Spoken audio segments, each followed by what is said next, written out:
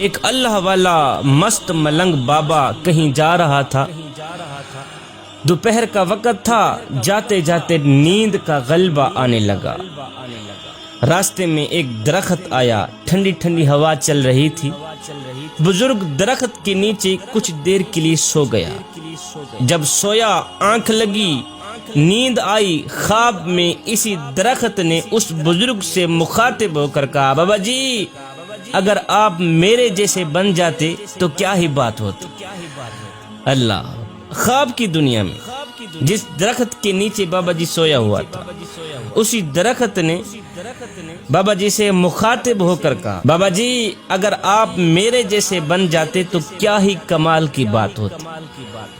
خواب کی دنیا میں اس بزرگ نے اس درخت کو کہا، اوے میں تیرے جیسا بن جاؤں، پہلے اپنی خوبی تو بتا کہ تیرے اندر خوبی ہی کیا ہے۔ درخت نے کہا، میرے اندر خوبی یہ ہے کہ کوئی مجھے پتھر مارے نا تو میں اسے پھل دیتا ہوں۔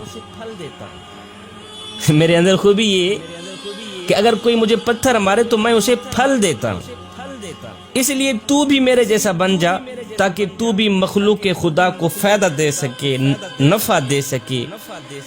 یہ سن کر بزرگ بڑا حیران ہوا۔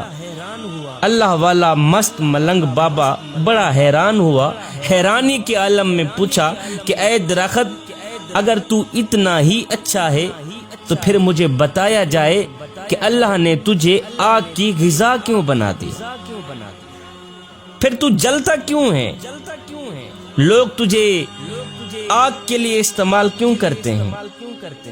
تیرے اندر اگر اتنا ہی کمال ہے تو پھر مجھے بتا کہ اللہ نے تجھے آگ کی غذا کیوں بنا دیا۔ یہ سن کر درخت نے جواب دیا، بزرگو میرے اندر خوبی کے ساتھ ساتھ ایک بہت بڑی خامی ہے، جس خامی نے میری خوبی کا ستیہ ناز کیا ہوا، جس خامی نے میری خوبی پر پانی پھیرا ہوا، اور اللہ تعالیٰ کو میری یہ خامی اتنی ناپسند ہے، اتنی ناپسند ہے کہ اللہ نے مجھے آگ کی غذا بنا دی۔ بزرگ نے پوچھا وہ کون سی خامی ہے؟ درخت نے کہا، بابا جی وہ خامی یہ ہے کہ جدھر کی ہوا چلتی ہے نا میں ادھر کو ہو جاتا ہوں۔ اللہ، بابا جی خامی یہ ہے کہ جدھر کی ہوا چلتی ہے نا میں ادھر ہی کو ہو جاتا ہوں۔ مطلب یہ ہوا کہ جدھر کی ہوا چلے ادھر کو ہونے والی چاہے جان والی چیز ہو یا بے جان چیز ہو، اللہ تعالیٰ کو ناپسند ہے۔ اللہ تعالیٰ اسے جہنم کا ایندھن بنا دیتا ہے، جہنم میں ڈال دیتا ہے۔ جوانوں، ہماری صورتحال بھی اسی درخت سے ملتی جلتی ہے۔ ہم بھی کچھ ایسا ہی کر رہے ہیں کہ جدھر کی ہوا چلتی ہے ہم ادھر کو ہی ہو جاتے ہیں۔ ہم نام لیتے ہیں حسین کا، نقل کرتے ہیں یزید کی۔ ہمارے اوپر کوئی بھی شخص 10 منٹ لگا دے ہم اسی کے ہو جاتے ہیں۔ مسجد میں نماز پڑھنے کے لیے بھی چلے جاتے ہیں، پھر کسی کے کہنے پر کنجر خانے میں بھی چلے جاتے ہیں۔ ادھر کو بھی پورے ہیں، ادھر کو بھی پورے ہیں، جدھر کی ہوا چلے ہم ادھر کو ہی ہو جاتے ہیں۔ ہمارا تن مسجد میں ہوتا ہے، من یاروں کے پاس ہوتا ہے، کھڑے نماز میں ہوتے ہیں، ہماری یادیں دوستوں کے پاس ہوتی ہیں، ہمارا سر سجدے میں ہوتا ہے، ہماری سوچیں کاروبار کی طرف ہوتی ہیں۔ جوانوں، نماز میں بھی خالص بن جاؤ، رب کے عشق میں بھی خالص بن جاؤ۔ ادھر سے حضرت رابعہ بصری آ رہی تھی، ادھر سے ایک نوجوان جا رہا تھا۔ جب ایک دوسرے کے قریب آئے تو نوجوان نے کہا، رابعہ بصری میں تجھ سے بڑی محبت کرتا ہوں، تجھ سے بڑا عشق کرتا ہوں۔ رابعہ بصری نے کہا، اچھا تو مجھ سے بڑی محبت کرتا ہے، عشق کرتا ہے؟ اس نے کہا، ہاں میں تیرے ساتھ عشق کر بیٹھا ہوں، میں تجھے اپنانا چاہتا ہوں۔ رابعہ بصری نے کہا، اچھا اس طرح کر، میری ایک بہن ہے جو مجھ سے کہیں زیادہ خوبصورت ہے، میں چاہتی ہوں تو اسی سے ہی محبت کر لے، اسی سے ہی عشق کر لے، اسی کو ہی اپنا لے۔ اس نوجوان نے کہا تیری وہ خوبصورت بہن کہاں ہے؟ رابعہ بصری نے کہا وہ تیرے پیچھے کھڑی۔ اس نوجوان نے یک لس مڑ کر پیچھے دیکھا تو رابعہ بصری نے نوجوان کے منہ پر ایک تماچا مارا، کہا بدبخت انسان، محبت رابعہ بصری سے کرتا ہے، تکتا غیروں کو ہے۔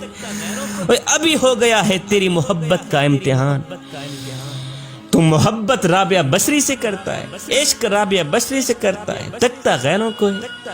اس نوجوان نے اپنے سر میں خاک ڈالی، پیٹا، سر پیٹ کر کہا کہ میں نے دنیا میں سے کسی عورت کے ساتھ محبت کا دعویٰ کیا، جب مڑ کر پیچھے دیکھا تو میرے منہ پر ایک تماچا لگا۔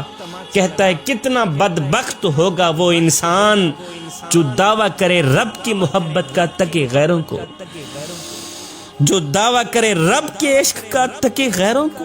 جوانو، نماز میں بھی خالص بن جاؤ، رب کے عشق اور معرفت الہی میں بھی خالص بن جاؤ۔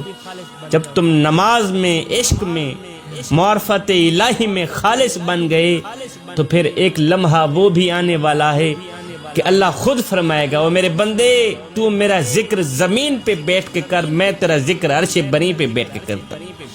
تو میرا ذکر گنہگاروں کی صف میں بیٹھ کے کرے گا، بدکاروں کی صف میں بیٹھ کے کرے گا۔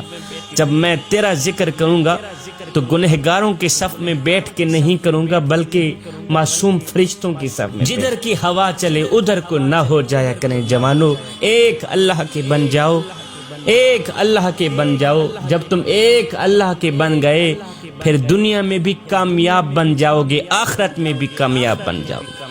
میرا اللہ قرآن کے اندر ارشاد فرماتا ہے، یا ایھا الذین آمنوا ادخلوا فی السلم کافہ، اے ایمان والو پورے کے پورے اسلام میں داخل ہو جاؤ، پورے کے پورے مکمل طور پر اسلام کے اندر داخل ہو جاؤ، یعنی آدھے تیتر اور آدھے بٹیر بن کر نہ رہو۔